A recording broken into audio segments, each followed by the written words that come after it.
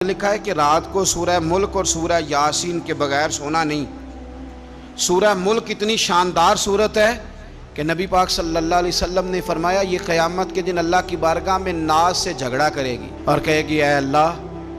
या तो मेरे पढ़ने वाले को जन्नत अता फरमा या मुझे कुरान पाक से अलहदा कर दे। मेरे रसूल करीम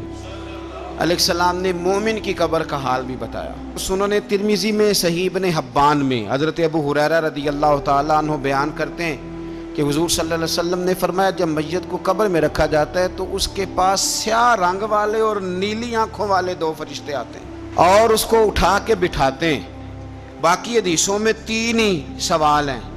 लेकिन इस हदीस में हुज़ूर ने फरमाया उन्होंने बस मेरे बारे में ही पूछना है, उठा के बस मेरे बारे में